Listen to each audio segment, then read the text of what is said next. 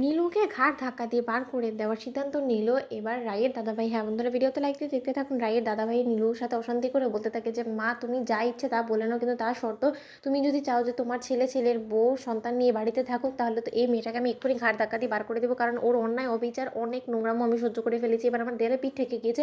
ওর কারণে আমাদের গোটা পাড়ার মধ্যে ছিচি পড়ে গিয়েছে। গোটা পাড়ার লোকের আমাদেরকে নিয়ে সমালোচনা করে, আমাদেরকে নিয়ে কথাবার্তা বলে, আমাদের দিকে তাকিয়ে হাসাহাসি করে। তুমি সেটা বুঝতে পারো না? তখন রায়ের মা বলতে থাকে যে সেটা আর আমার বুঝতে বাকি আছে?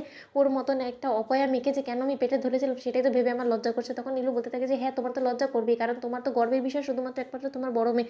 তোমার কি মনে হয় যে তোমার সবসময় মুখ উজ্জ্বল করে তোমার বড় মেয়ে? মা বলো তো, তোমার বড় মেয়ের আজকে ডিভোর্স হয়ে গেলে আমি তো তাও এখন সিঁদুর পড়ে আছি, কিন্তু তোমার বড় মেয়ের তো ডিভোর্স হয়ে গেছে, একটা ডিভোর্সই মেয়ে। তার সত্ত্বেও তোমার খুব গর্ব হয় তোমার বড় মেয়ের জন্য, তাই না? তখন রাইমা বলতে থাকে যে আর একটা কথা বলে না তোমাকে সপাটে আরেকটা চড় আমি মারবো। তোমার লজ্জা করছে না? তুমি কোন মুখে কথাগুলো বলছো বলো তো? তোমার রায় দিদি ভাইয়ের আজকে ডিভোর্সটা হয়েছে সেটা কার জন্য হয়েছে? শুধুমাত্র তুমিই দায়ী। তোমার তাতেও বিন্দুমাত্র লজ্জা হচ্ছে না, তাই না? তখন রায়ের দাদাভাই বলতে থাকে যে মা তুমি কাকে কি বলছো বলো তো? ওর মধ্যে বিন্দুমাত্র লজ্জা শরম বোধ যদি কোনো কিছু থেকে থাকতো তাহলে এত বড় একটা কেসে আসামি হয়ে জামিনে বেরিয়ে আসা সত্ত্বেও ও নিজেকে শুধরানোর চেষ্টা না করে ও আরও বেশি একের পর এক নিজেকে ক্রিমিনালের খাতায় নাম লেখানোর জন্য একের পর এক অপরাধে নিজেকে জর্জরিত করে ফেলছে। এখন ওর কী দরকার ছিল বলো তো যে কোয়েলের সাথে এরকম একটা নোংরা অপকর্মে নিজেকে জড়িয়ে ফেলার?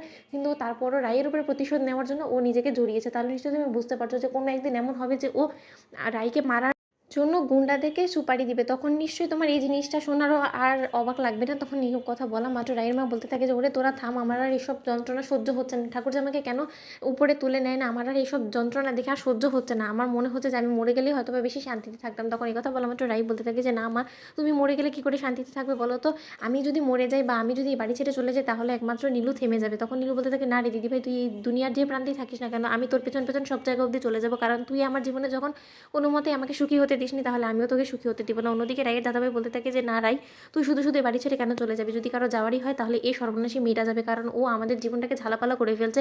আর ওর মতন একটা অপরাধীকে আমি বাড়ির মধ্যে রেখে আমি আর কোনো মতেই আমার চোরকিকে এরকম করে ক্রিমিনালে পরিণত হতে দিব না, কারণ ও ওর পিসির থেকে যে শিক্ষাগুলো পাবে সেটা দেখে দেখে ও যদি বড় হয়ে এরকম একটা ক্রিমিনালে পরিণত হয় তাহলে এর থেকে বড় খারাপের জিনিস আমাদের এর জন্য কোনো কিছুই হবে না। তাই এর আগেই আমি এই ভুলটাকে শুধরে নিতে চাই। আমি এক্ষুনি ওকে ঘাড় ধাক্কা দিয়ে বার করে দেবো। আর একটা কোনো কথা না নীলু, তুই এক্ষুনি আমার বাড়ি থেকে বেরিয়ে যা, বেরিয়ে যা, তোর যদি লজ্জা শরম থেকে থাকে। তখন নীলু বলতে থাকে যে আমি মোটেও এই বাড়ি ছেড়ে কোথাও যাবো না, কারণ এই বাড়িতে আমার যথেষ্ট অধিকার আছে। তখন রাই দাদাভাই বলতে থাকে যে তোর অধিকারের লড়াই তুই বরঞ্চ পুলিশ স্টেশনে গিয়ে লড়াই করবি, কিন্তু এখানে নয়। আমার মুখে মুখে একদম তর্ক করার চেষ্টা করবি না। আমি আর এক মুহূর্ত তোকে বাড়িতে থাকতে দেবো না। চল তুই এক্ষুনি আমার সাথে চল। অন্যদিকে রাইয়ের মা বলতে থাকে যে শোন আমার কথা শোন বিক্রম, এরকম করে মাথা গরম করলে চলবে না। তখন রাইয়ের দাদাভাই বলতে থাকে যে মা তোমার এখনও মনে হচ্ছে যে তোমার মেয়েকে এই বাড়িতে আশ্রয় দেওয়াটা আমাদের জন্য আদৌ সেফ হবে?